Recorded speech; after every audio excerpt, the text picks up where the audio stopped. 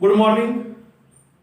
This is 17th lecture of topic control and coordination. To discuss next article hormones of pituitary gland. Hormones of pituitary gland. Because yesterday we will discuss the structure and function of pituitary gland.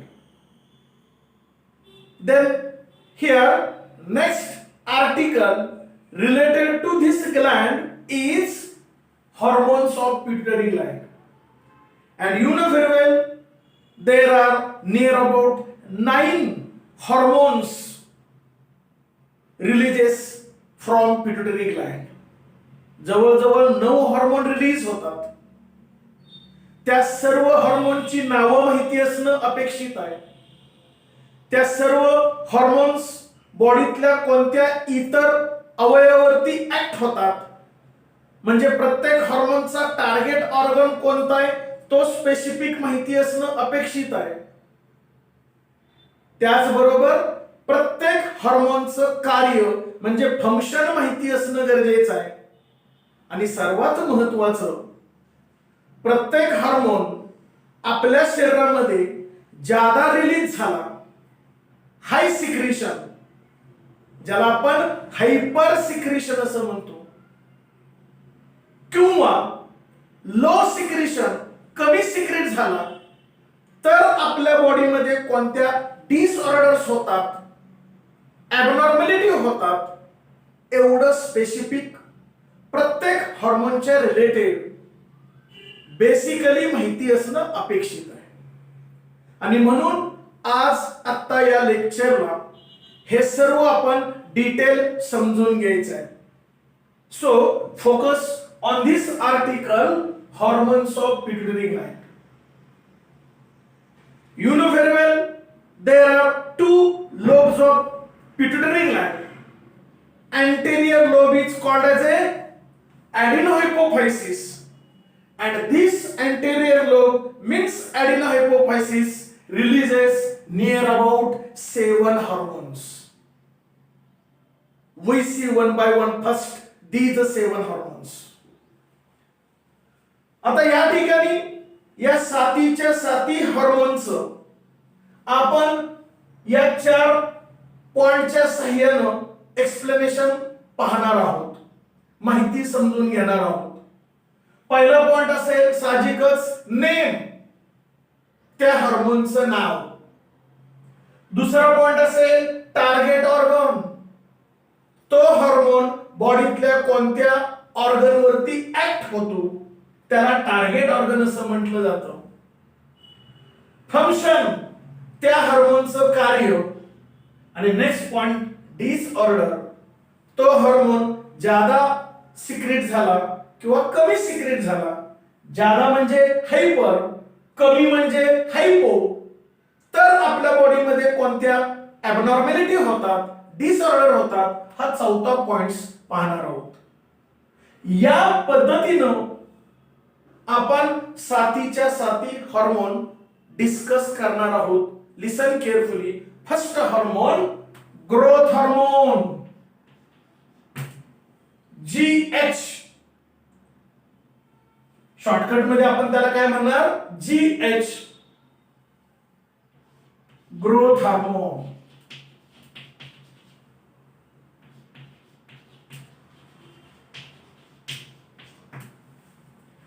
साहजिकच याचा target organ कोणता असेल, muscles and bones of our body. Muscles and bones of our body. शरीरामध्ये जेवढी हाडे असतील, जेवढे muscle असतील, त्याच्यावरती हा ग्रोथ हार्मोन ऍक्ट होतो. म्हणजे ग्रोथ हार्मोनचा टार्गेट ऑर्गन कोण झालं, मसल्स अँड बोन्स. मग आता ग्रोथ हार्मोनचं फंक्शन काय, कार्य काय. साहजिकच इट गिव्ह स्टिम्युलस और it controls overall growth of our body. पूर्ण शरीराची वाढ घडवून आणणं हे अत्यंत महत्वाचं बेसिक फंक्शन ग्रोथ हार्मोनचं असेल. It controls growth of body हे महत्वाचं फंक्शन असेल. याच बरोबर अजून 2-3 महत्वाचे फंक्शन असतील. Two site of protein synthesis. Protein synthesis याचा अर्थ प्रोटीन तयार करणं किंवा प्रोटीन साठवणं हे महत्वाचं कार्य ग्रोथ हार्मोन करत असताना दिसून येतो. याच बरोबर सेल डिव्हिजन, पेशींचं विभाजन. पेशींचं विभाजन होणं गरजेचं आहे. एका पेशीच्या 2, 2च्या 4, 4च्या 8 असं मल्टिप्लिकेशन होणं गरजेचं आहे. याला सेल डिव्हिजन असं म्हणतो. तरच बॉडीची वाढ होईल. आणि म्हणून या ठिकाणी सेल डिव्हिजन महत्वाचं आहे. And also controls metabolism.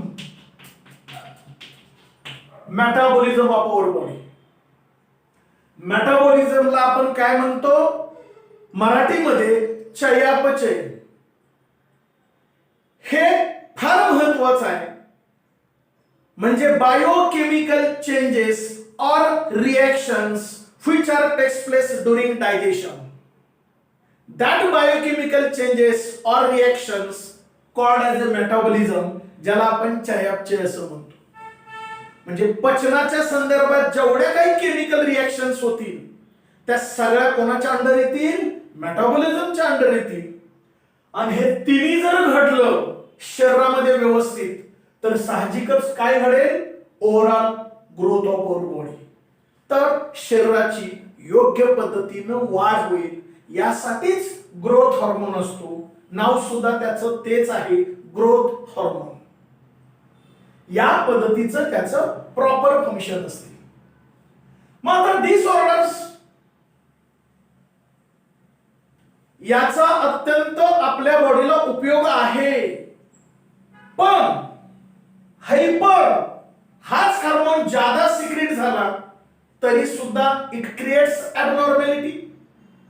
आणि कमी सिक्रेट झाला म्हणजे हायपो, इट ऑल्सो क्रिएट्स ॲबनॉर्मॅलिटी. याचा अर्थ हार्मोन याचं सिक्रेशन योग्य वेळी योग्य प्रमाणातच व्हावं लागतं. जादा सुद्धा चालत नाही आणि कमी सुद्धा चालत नाही. हे हार्मोनच्या बाबत बेसिकली माहिती असणं अपेक्षित आहे. आता hyper secretion of this growth hormone in our body during childhood और इन चिल्ड्रन. लहान मुलांच्या मध्ये, लहान बाळांच्या मध्ये जर ग्रोथ हार्मोन बॉडीमध्ये सिक्रेशन जर जास्त झालं, here it develops condition called as a gangnatism.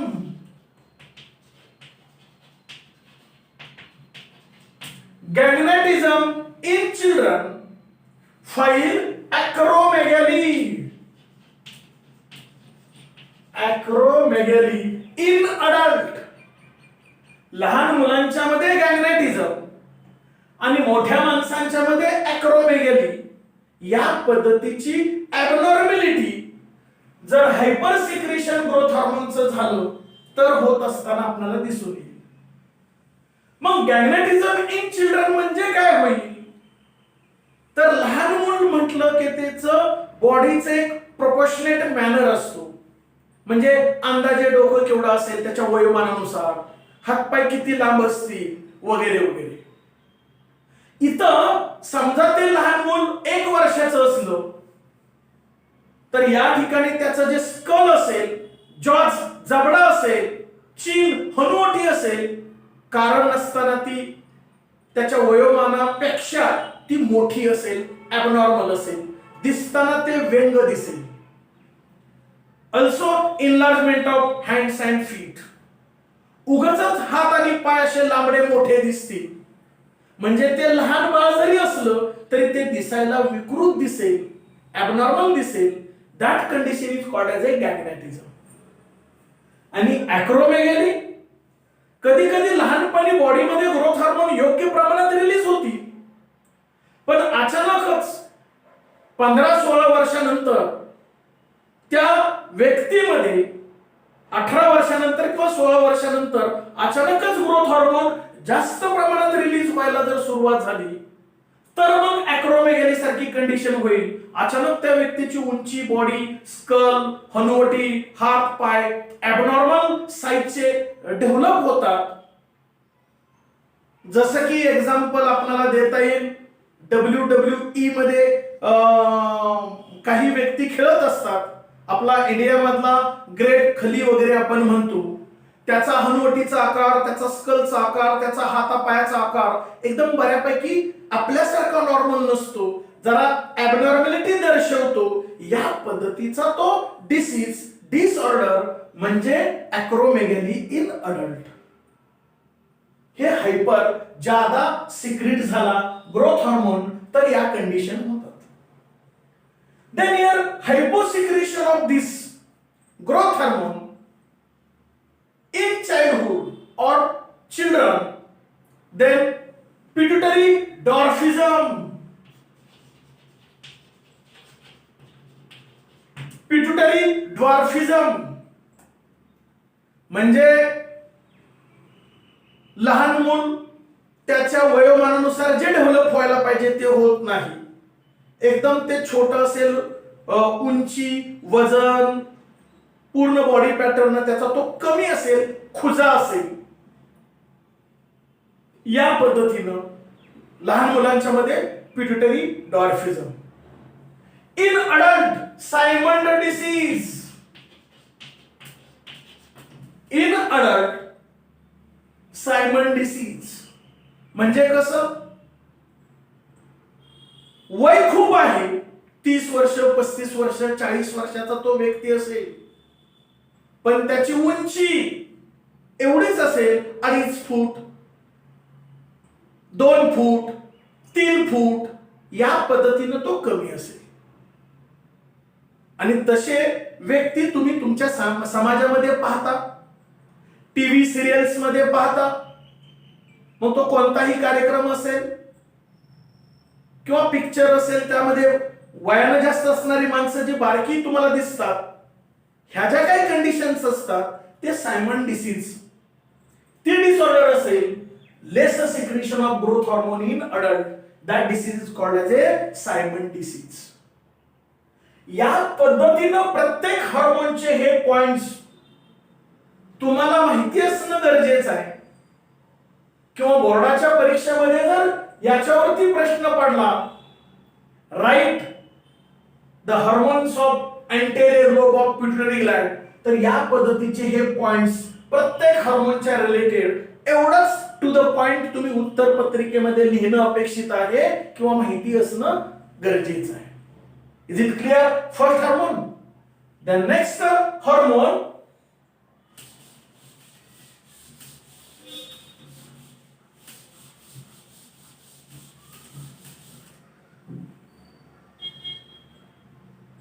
Thyroid stimulating hormone. Thyroid stimulating hormone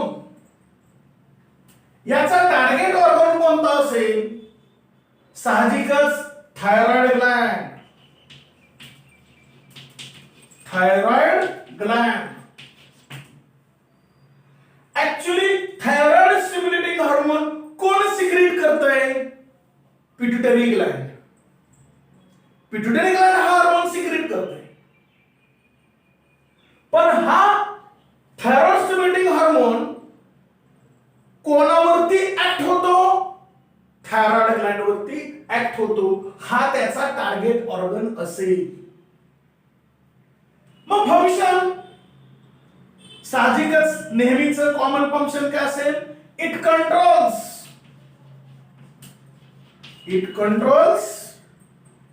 here normal development development of thyroid gland किंवा it controls here proper functioning of thyroid gland. Thyroid ग्लँडची योग्य पद्धतीनं वाढ घडवून आणणं, थायरॉइड ग्लँड करून व्यवस्थित काम करून घेणं, थायरॉइड ग्लँड पासून जो थायरॉक्सिन नावाचा हार्मोन सिक्रेट होतो तो योग्य वेळी योग्य प्रमाणात सिक्रेट करून घेणं, हे सुद्धा महत्वाचं कार्य इथं थायरॉइड स्टिम्युलेटिंग हार्मोन करत असताना दिसून येतो. म्हणून इथं फंक्शन काय सांगणार, it controls normal development of thyroid Gland as well as it controls the secretion of thyroxine hormone from thyroid gland. कारण थायरॉइड ग्लँड पासून स्वतःचा हार्मोन कोणता सिक्रेट होतो, थायरॉक्सिन. हा थायरॉक्सिन नावाचा हार्मोन कोणापासून सिक्रेट होतो, थायरॉइड ग्लँड पासून. पण तो केव्हा, किती, कसा सिक्रेट होणं गरजेचं आहे ते कोणावरती अवलंबून असतं, थायरॉइड स्टिम्युलेटिंग हार्मोन वरती अवलंबून असतं. हे सुद्धा कंट्रोल आणि कोऑर्डिनेट कोण करतं, थायरॉइड स्टिम्युलेटिंग हार्मोनच करतो. आणि म्हणून या ठिकाणी ही दोन स्पेसिफिक फंक्शन तुम्हाला बेसिकली माहिती असणं अपेक्षित आहे.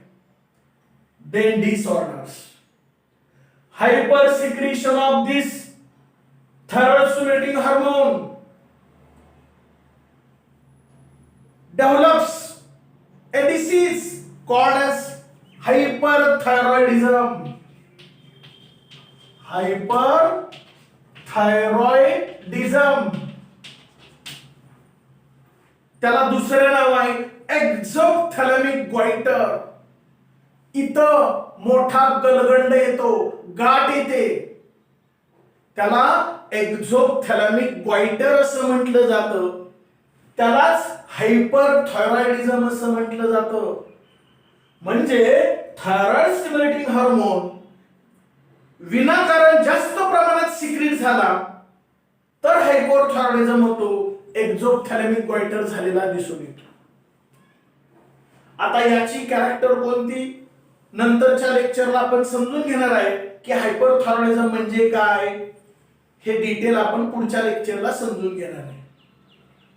The next, hyposecretion. हा थायरॉइड स्टिम्युलेटिंग हार्मोन कमी प्रमाणात जर आपल्या बॉडीमध्ये सिक्रेट झाला तर काय होईल, also it creates abnormality according to name indicate hypothyroidism. Hypothyroidism नावानुसार हायपोसिक्रेशन, हायपोथायरॉइडिझम. सिंपल गॉइटर, याला दुसरा शब्द काय वापरला जातो, सिंपल गॉइटर. म्हणजे हा सुद्धा गलगंडाचाच प्रकार आहे, इथंच येतो. फक्त फरक एवढाच की जादा सिक्रेट झाल्यामुळे सुद्धा गलगंड येतो, कमी सिक्रेट झाल्यामुळे सुद्धा गलगंड येतो. पण हे दोन वेगवेगळ्या प्रकारचे आहेत. या दोन्हींची सुद्धा अगदी व्यवस्थित आपण कॅरेक्टर्स पाहणार आहोत पुढच्या नेक्स्ट लेक्चरला. कारण याच्यावरती 2-2 मार्काचे प्रश्न पडतात. Write a short note on hyperthyroidism किंवा write a short note on hypothyroidism. आणि म्हणून आपण नंतरच्या लेक्चरला हे दोन्ही कन्सेप्ट व्यवस्थित समजून घेणार आहे. आता एवढंच समजून घ्यायचं, थायरॉइड स्टिम्युलेटिंग हार्मोन जादा सिक्रेट झाला की कोण होतो, हायपरथायरॉइडिझम. कमी सिक्रेट झाला की काय होतं, hypothyroidism. Is it clear? Second hormone. The next,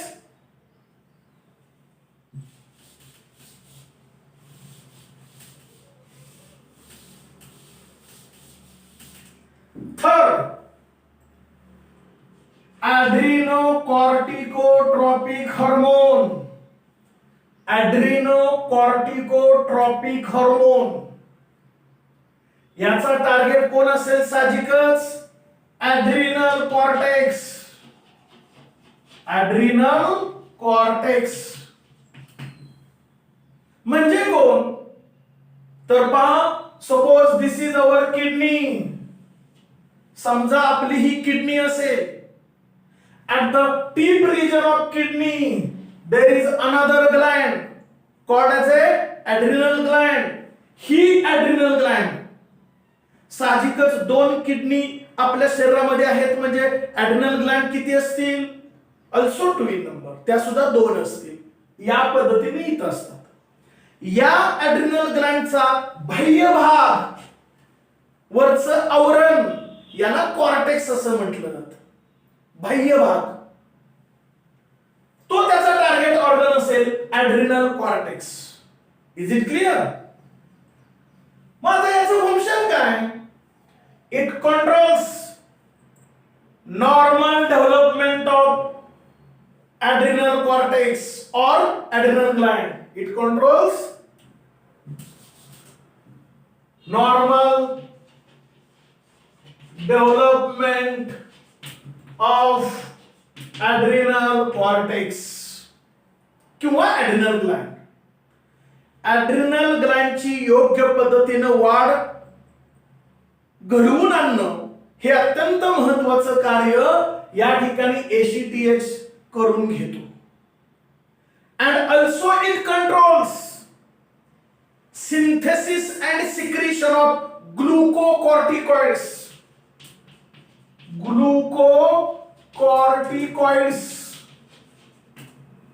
म्हणजे ॲड्रिनल कॉर्टेक्स पासून त्याचा स्वतःचा हार्मोन रिलीज होतो, त्याला ग्लुकोकॉर्टिकॉइड्स असं म्हटलं जातं.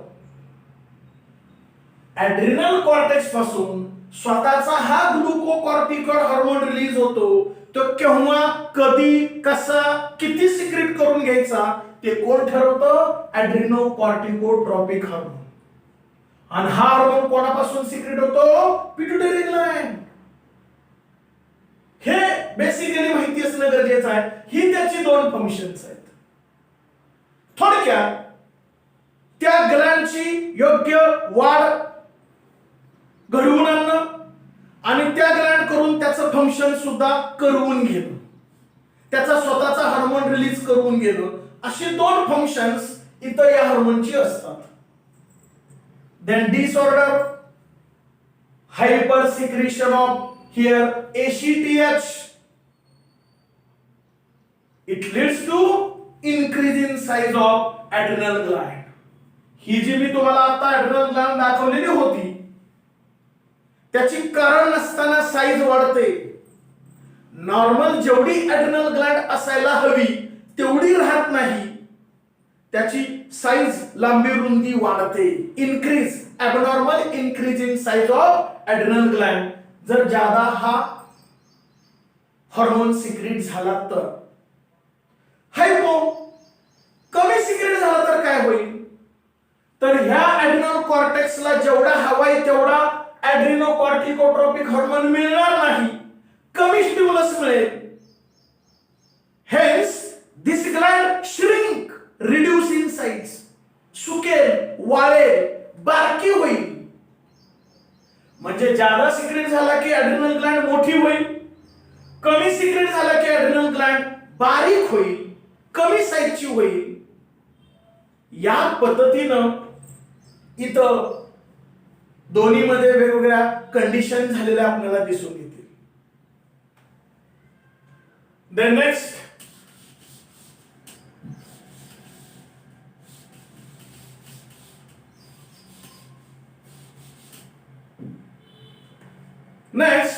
FSH, follicle stimulating hormone.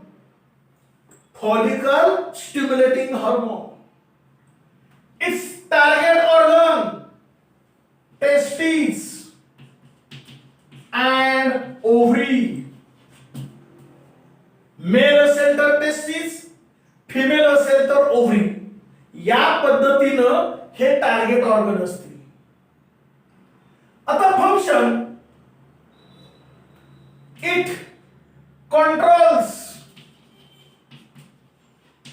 controls normal development of gonads. Gonads म्हणजे कोण? टेस्टिस आणि ओव्हरीची योग्य पद्धतीनं आपल्या शरीरामध्ये वाढ घडवून आणणं हे अत्यंत महत्त्वाचं कार्य FSH चं असेल. And also secretion or development of sperm and hair follicles.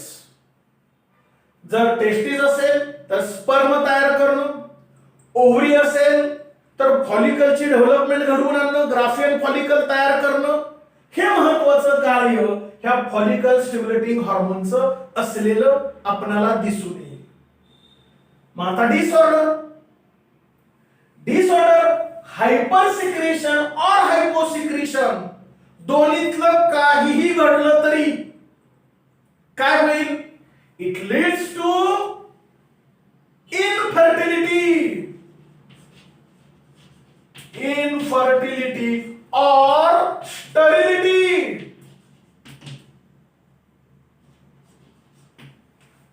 वांसपणा म्हणजे एखाद्या कपलचं लग्न झालंय, मॅरेज झालंय, पण त्यांना मुलबाळ होत नाही, भविष्यात कधीही त्यांना मुलबाळ होत नाही, याला वांसपणा म्हटलं जातं. त्यालाच इनफर्टिलिटी किंवा स्टेरिलिटी म्हटलं जातं. हा फॉलिकल स्टिम्युलेटिंग हार्मोन योग्य वेळी योग्य प्रमाणात जर सिक्रेट झाला नाही, म्हणजे कमी सिक्रेट झाला किंवा कारण नसताना जास्त सिक्रेट झाला, तरी सुद्धा इनफर्टिलिटी किंवा स्टेरिलिटी होते. म्हणजे या पद्धतीनं FSH फार महत्वाचा आहे. कारण इथं नॉर्मल डेव्हलपमेंट ऑफ गोनॅड्स, मेल असेल तर टेस्टिस, फिमेल असेल तर ओव्हरी, त्यांची योग्य वाढ होणं गरजेचं आहे. तर टेस्टिस पासून काय प्रोड्यूस होईल? स्पर्म म्हणजे शुक्राणू, आणि ओव्हरी मध्ये फॉलिकलची डेव्हलपमेंट होईल, ग्राफियन फॉलिकल होईल, हे होणं गरजेचं आहे. तर ओव्ह्युलेशन घडेल, ओव्हरी पासून ओव्हा रिलीज होईल, अन्यथा होणार नाही. आणि हे जर नीट नेमकेपणाने झालं नाही तर इट लीड्स टू इनफर्टिलिटी और स्टेरिलिटी, वांसपणा येईल. या पद्धतीनं FSH असेल. The next here LH, luteinizing hormone. Luteinizing hormone target organ also testis and ovary. याचा सुद्धा टार्गेट ऑर्गन कोण असेल? मेल असेल तर टेस्टिस, फिमेल असेल तर ओव्हरी. त्यातल्या आतल्या सेमिनिफेरस ट्यूब्यूल टेस्टिस असेल तर, आणि ओव्हरी असेल तर या ठिकाणी corpus luteum. Corpus luteum ovary मधलं, आणि टेस्टिस मधलं कोण? इंटरस्टिशियल सेल किंवा लेडिंग सेल्स. हे स्पेसिफिक टार्गेट ऑर्गन असेल. इथं मी जनरल लिहिलंय टेस्टिस आणि ओव्हरी, पण या ठिकाणी मेल मधलं, टेस्टिस मधलं स्पेसिफिक कोण असेल? लेडिंग सेल्स किंवा इंटरस्टिशियल सेल. आणि ओव्हरी मधलं स्पेसिफिक कोण असेल? Corpus luteum. हे टार्गेट ऑर्गन असेल लुटिनायझिंग हार्मोनचं. आणि फंक्शन साहजिकच काय असेल? हे तर आहेच, it control normal development of gonads. पण दुसरं महत्वाचं काय? जर टेस्टिस मधल्या लेडिंग सेल्स किंवा इंटरस्टिशियलला सेलला जर स्टिम्युलस करत असेल तर इथं फंक्शन काय असेल? It controls secretion of male sex hormone called as A testosterone. Testosterone नावाचा महत्वाचा मेल सेक्स हार्मोन केव्हा, किती, कसा रिलीज व्हायचा हे याच्यावरती अवलंबून असेल, आणि त्याच्यावरती त्या व्यक्तीचं पुरुषत्व अवलंबून असेल. तसंच ओव्हरी मधलं कॉर्पस ल्युटियम, त्याला स्टिम्युलस मिळेल. You know very well, corpus luteum is a temporary endocrine Gland, release progesterone म्हणजे फिमेल सेक्स हार्मोन रिलीज होईल. या पद्धतीनं इथं male sex hormone testosterone, female sex hormone progesterone, म्हणजे फिमेल मध्ये फिमेल सेक्स हार्मोन, मेल मध्ये male sex hormone योग्य वेळी योग्य प्रमाणात रिलीज होणं गरजेचं आहे. तरच त्या व्यक्तीचं पुरुषत्व, त्या व्यक्तीचं स्त्रीत्व हे व्यवस्थित डेव्हलप होईल. अन्यथा मग काय होईल? हायपर सिक्रेशन और hyposecretion, it leads to also infertility or sterility. साहजिकच तो व्यक्ती स्त्री असो किंवा पुरुष असो काय होईल, वांझ होईल. म्हणजे FSH सारखंच या ठिकाणी डिसऑर्डर सेम असेल. देन नेक्स्ट हिअर LTH, सहावा hormone luteotropic hormone. LTH target organ mammary gland and corpus luteum. mammary gland and corpus luteum हे ल्युटिओट्रॉपिक हार्मोनचे टार्गेट ऑर्गन आहे. Then the question arises, why it is called as a luteotropic hormone? Because this hormone maintain the corpus luteum during pregnancy period. त्या स्त्रीच्या शरीरामध्ये, बॉडीमध्ये हे corpus ल्युटियमची योग्य वाढ घडवून आणली जाते, मेंटेन केलं जातं during pregnancy period. Hence termed as a luteotropic hormone. Mammary gland जे फिमेल मध्ये आहे, ventrolateral side of the chest region, या मॅमरी ग्लँड जे असतात आणि फिमेल मधलं कॉर्पस ल्युटियम याच्यावरतीच तो हार्मोन ऍक्ट होतो, म्हणून तो त्याचा टार्गेट ऑर्गन असेल. याचा अर्थ हा हार्मोन फक्त फिमेलच्या रिलेटेड आहे, मेलचा आणि याचा फारसा संबंध नाही. मग function, it controls the normal development of here mammary gland and corpus luteum. इथं हे गोनेड्स हा शब्द खोडून टाकायचा आणि याच्याऐवजी काय आपण वापरणार, it controls normal development of memory Gland and corpus luteum. आणि साहजिकच दुसरं फंक्शन काय असेल, it also controls here proper function of memory Gland and corpus luteum. Memory gland पासून काय सिक्रेट होतं, milk. After delivery or child birth, delivery किंवा child birth झाल्यानंतर जे मिल्क सिक्रेशन होतं ते मॅमरी ग्लँड पासून होतं आणि हा ल्युटिओट्रॉपिक हार्मोन त्याला स्टिम्युलस देतो आणि म्हणून मिल्क सिक्रेशन होतं. या पद्धतीनं इथं याची फंक्शन्स असलेली आपल्याला दिसून येते. हायपर सिक्रेशन और hypo secretion of this luteotropic hormone. जर हायपर सिक्रेशन झाला तर काय होईल, तर मॅमरी ग्लँड पासून मिल्क सिक्रेशन जे आहे ते जास्त प्रमाणात सिक्रेट होईल.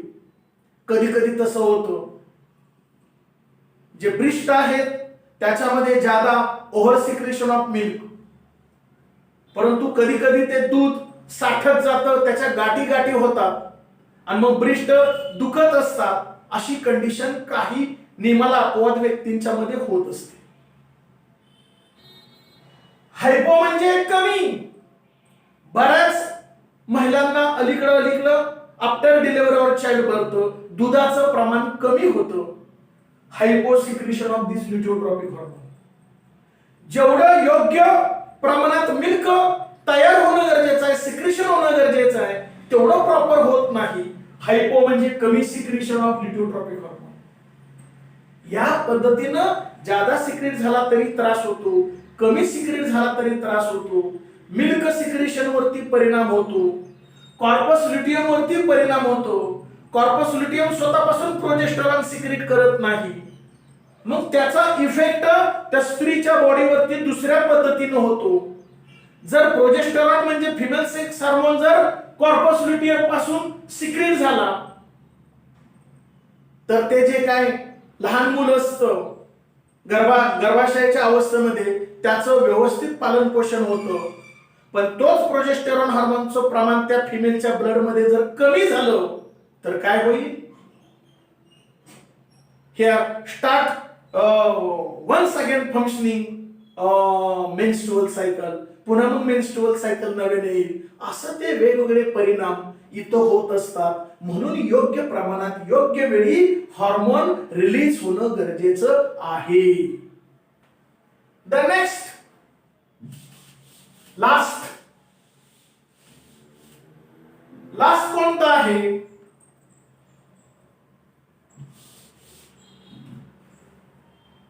MSH, melanocyte stimulating hormone. Melanocyte stimulating hormone याचा टार्गेट ऑर्गन कोण असेल? स्किन, त्वचा. मेलानोकाइट स्टिम्युलेटिंग हार्मोन याचा टार्गेट ऑर्गन स्किन आहे, त्वचा. म्हणजे मेलॅनिन नावाचे पिगमेंट असतात की जे आपल्या त्वचेमध्ये असतात. त्याचं प्रमाण जितकं असेल त्याच्यावरून आपल्या त्वचेचा रंग डिपेंड असतो. मेलॅनिन पिगमेंटचं प्रमाण जादा असेल, it leads to the darkening of skin. तेवढा स्किनचा डार्क कलर असेल म्हणजे काळा रंग असेल. आणि जेवढं मेलॅनिन कमी असतील किंवा मेलॅनिन फ्री बॉडी असेल तर कोड आल्यासारखी व्यक्ती दिसते. पांढरी फटफटीत कोड आल्यानंतर जशी त्वचा असते तशी दिसते. त्यामुळे मेलॅनिन कमी असणं सुद्धा घातक आहे. थोडंसं जास्त असलं तर ते उपयोगाचं आहे. कसं उपयोगाचं आहे? रंग थोडासा ब्लॅक होईल, पण जे अल्ट्राव्हायोलेट रेज आहेत, एक्सरेज असतील की ज्याच्यापासून स्किनचे कॅन्सर होण्याची शक्यता असते, त्याच्यापासून मेलॅनिन संरक्षण करतो, प्रोटेक्शन करतो. म्हणजे मेलॅनिनची स्किनला तशी गरज आहे. त्याच्यामुळे स्किनचे डिसीज, स्किन कॅन्सर शक्यतो होत नाही. म्हणून मेलॅनिनची थोडीशी गरज आहे. या पद्धतीचं इथं याची माहिती असणं गरजेचं आहे. साहजिकच हायपर म्हणजे ज्यादा सिक्रेट झाला की डार्कनिंग ऑफ स्किन, कमी सिक्रेट झाला की मेलॅनिन फ्री स्किन. बरोबर आहे? इट कॉज स्किन कॅन्सर, त्वचेचा कॅन्सर होईल, हे इथं तुम्हाला सांगावं लागेल. बरोबर आहे? या पद्धतीनं हा 7वा हार्मोन, एवढे 7 हार्मोन अँटेरियर लोब म्हणजे ॲडिनोहायपोफायसिस पासून सिक्रेट होतात. आणि प्रत्येक हार्मोनचे 4 पॉइंट तुम्हाला लिहिता येणं गरजेचं आहे. पहिला कोणता? नेम, दुसरा टार्गेट ऑर्गन, तिसरं फंक्शन, चौथं disorders. Are you getting this? Then the next here, posterior lobe. Posterior lobe.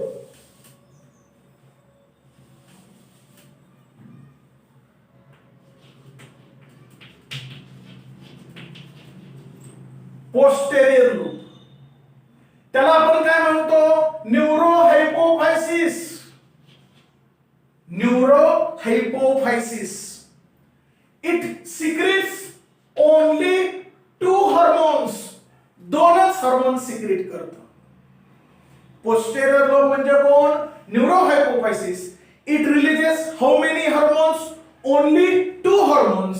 These are here first oxytocin. पहिला कोणता? ऑक्सिटोसिन. याचा टार्गेट ऑर्गन कोणता असेल? Here, mammary gland.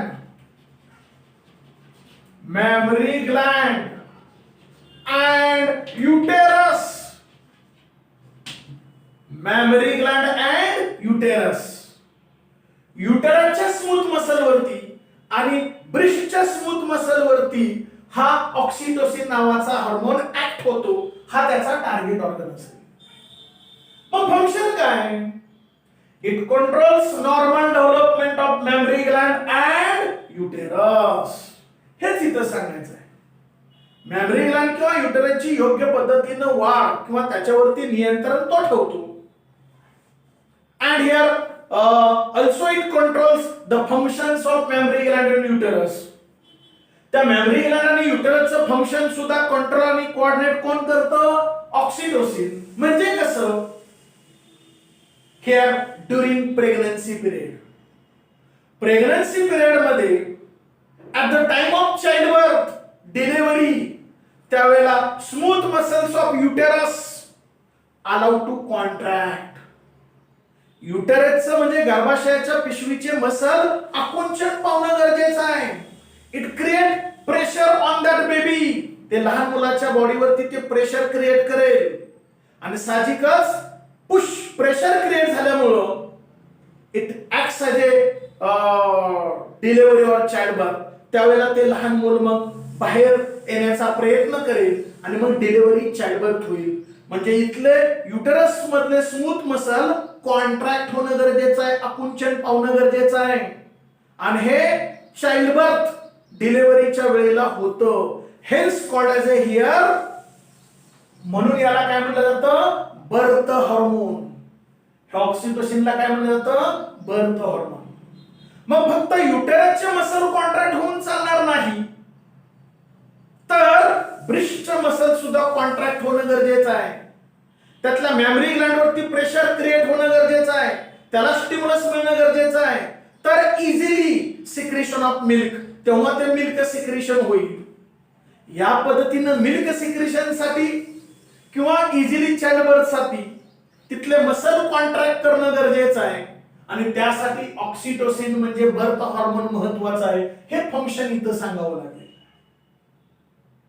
आणि इथं काय सांगावं लागेल? डिसऑर्डर मध्ये हायपर सिक्रेशन और hypo secretion of this oxytocin it affects the normal functioning of memory Gland and uterus.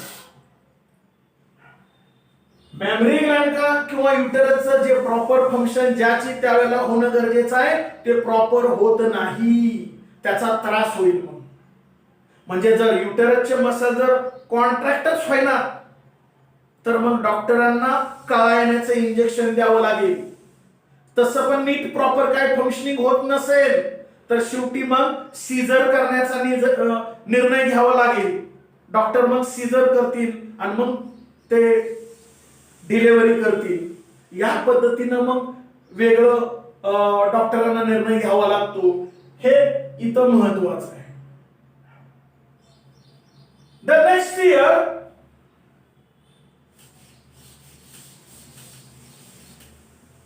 vasopressin.